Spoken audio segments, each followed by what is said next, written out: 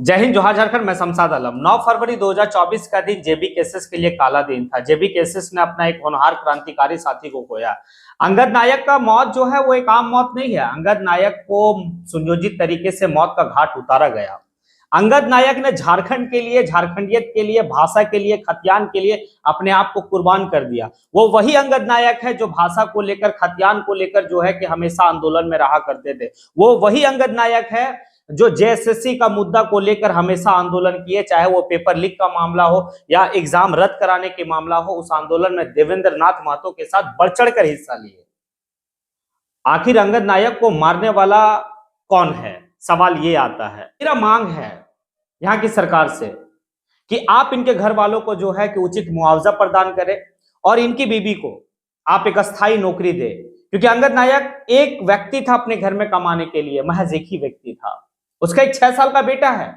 उसकी पढ़ाई लिखाई का, पालन पोषण का पूरी जिम्मेवारी जो है वो राज्य सरकार उठाए। आया शान से बैठा, हमले का हुआ, परीक्षा अच्छा गया तो हाँ अच्छा गया तो का हुआ, बोरा मेरा से बात नहीं करो, हम बहुत टेंशन में। हम बोले का हुआ तो नहीं बताया हमको। जरूर कुछ बात था, नहीं तो जरूर बताता है।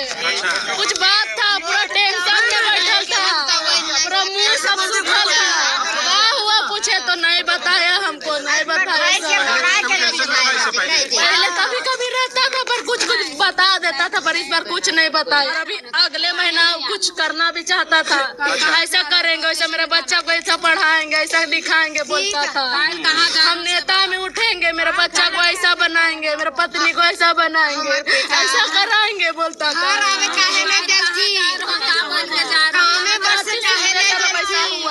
कहीं गया था, काम से आया तो काम में फोन किया, छुट्टी समय वहाँ चल गया और वहाँ पे पता नहीं कुछ हो रहा होगा। टाटी सिलवे तरफ उधर आर्मी कैंप में काम करता था। तो 10 बजे, 9:30 10 बजे हम कॉल किए, हम उसका आसरा देखे, नहीं किया। हम फोन करके पूछे तुम कहाँ है बताओ ना, तो बोल रहा रखो ना हम आ रहे हैं, हम यहाँ पे है टाटी सिलवे में। हम फोन किए, रखो हम आ रहे हैं। उसका बाद हम और उसको कॉल किए, उसका बाद वो फोन नहीं उठाया। उस समय वो निकल गया होगा मेरा आवाज सुन के। मेरा हम फोन जहाँ अगर रात को कर देते हैं ज्यादा फोन तो मेरा फोन देख के तुरंत घर आ जाता है। वही समय वो निकल गया होगा घर आने के लिए। फिर दोबारा फोन किए तो नहीं उठाने सका। उसको इंसाफ चाहिए सर, उसको इंसाफ चाहिए। मेरा बच्चा कैसे पढ़ाएंगे लिखाएंगे उसको, कैसे रखेंगे। 2 तारीख को भी इसका बर्थडे था, फरवरी में सब चीज ला दिया। उसका तो बहुत तारीफ करता था, बहुत तारीफ करता था जयराम का, कि बहुत अच्छा है, ऐसा वैसा करके बोलता था। वो ये बनना चाहता है मुख्यमंत्री या कुछ चीज बनना चाहता है। हम ये बनना चाहते हैं। अगले महीना वो खड़ा होने वाला था चुनाव में, इसको कर दिया ऐसा। हम कैसे रहेंगे अपने बच्चा को लेके, कैसे रहेंगे, कैसे रखेंगे हम इसको। हम रात को उसका आसरा देखे पर नहीं आए हैं, रात भर हम उसका आसरा देखे पर नहीं आए, हमको छोड़ के चल गया। फोन किया कोई, फिर इसका फुआ लोग हमको आके बताई। हम आया तो सिर्फ बोल रहा है होश में नहीं था, पर वही समय वैसा हो गया था। वही समय वो मतलब पूरा खत्म हो चुका था, पर हम लोग को पता था कि होश में नहीं है। रात को ऐसा, सुबह भी पूछ रहे तो बोल रहा उसका होश नहीं है। फिर हम मंदिर चल गए पूजा उजा करने के लिए, फिर मंदिर में फोन आया कि ऐसा हो गया। संघर्ष समिति का केंद्रीय सचिव और सक्रिय आंदोलनकारी, जो भाषा, खतियान, चाहे नियोजन, स्थानीय नीति 60-40 नचल तो से लेकर सीजीएल आंदोलन, हर चीज में सक्रिय रूप से बढ़ चढ़ करके हिस्सा लेता था। और उसका कल एक साजिश के तहत, उसको षड्यंत्र के तहत उसको मर्डर किया गया है। इसका मौत एक्सीडेंट से नहीं हुआ है। इसका हम लोग टाटी सिलवे थाना में, सदर थाना के माध्यम से एफआईआर दर्ज किए हैं और इसके मां गीता देवी के माध्यम से बयान दर्ज किया गया है।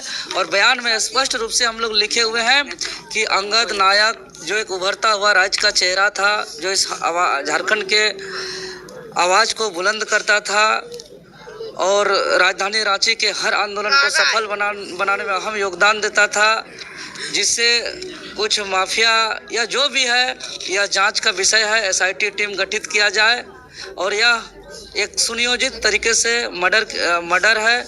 और आज हम लोग पूरे परिवार के साथ हम लोग सड़क पर हैं। इनका 21 वर्षीय पत्नी दीपा देवी है, 9 हिंद इसका बेटा है, 5 भाई बहन है, माँ है, और सभी परिवार से एकलौता कमाने वाला अंगद नायक एकमात्र परिवार का सदस्य था। तो आज हम लोग मांग करते हैं सड़क पे उतर के कि जो आज के तिथि में 9 फरवरी 2024 को सदर थाना के माध्यम से टाटी सिलवे थाना के नाम से जो FIR दर्ज किया हुआ है उसका अभी तक रजिस्टर्ड नहीं किया गया है। सर्वप्रथम इसका रजिस्टर्ड किया जाए।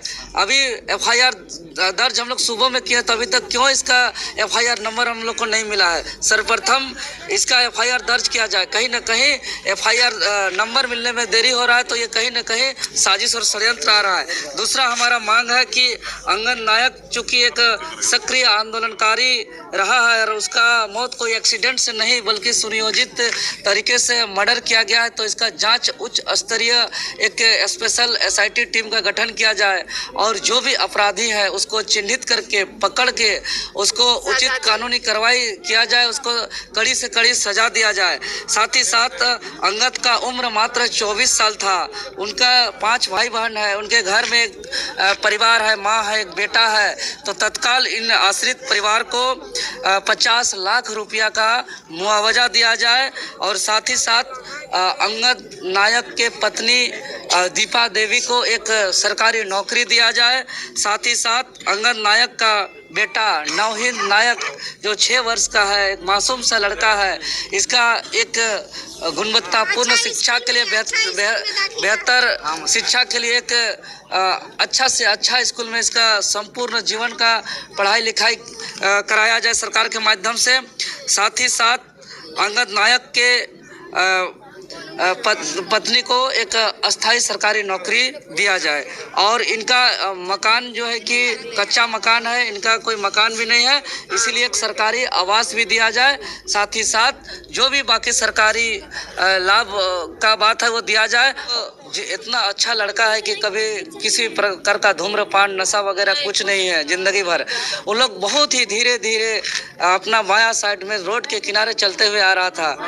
हौसों आवासों में उनके साथ रहने वाले शिवराज सिंह ने कहा कि कुछ गाड़ी बार बार आगे पीछे कर रहा था और एक महिलों द्वारिका हॉस्पिटल और HP पेट्रोल पंप के बीच में जो है कि बहुत किनारे हुआ, बचने का कोशिश भी किया, उसके बावजूद भी जो है कि इसको धक्का मार दिया गया और धक्का मारने के परिणाम स्वरूप जो है कि उनका गंभीर रूप से घायल हो जाते हैं।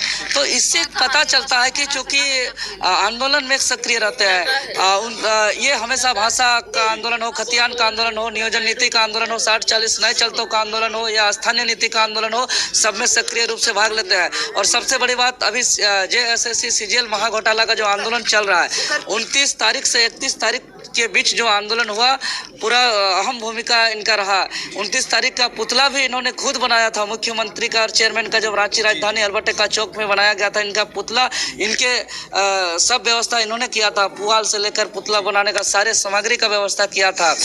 और दूसरी बात जो कि हम लोग का आंदोलन से एक सफल हुआ जिससे बाहरी शिक्षा माफियाओं का एक बहुत बड़ा झटका लगा और उसके बाद से बौखलाए गए हैं। और 31 तारीख को टारगेटेड लोग जो हमारे इर्द गिर्द रहते हैं JBKSS को, उनको एक तरफा FIR किया गया। दूसरी बात 1 तारीख को हमको जान से मारने का धमकी भी दिया गया।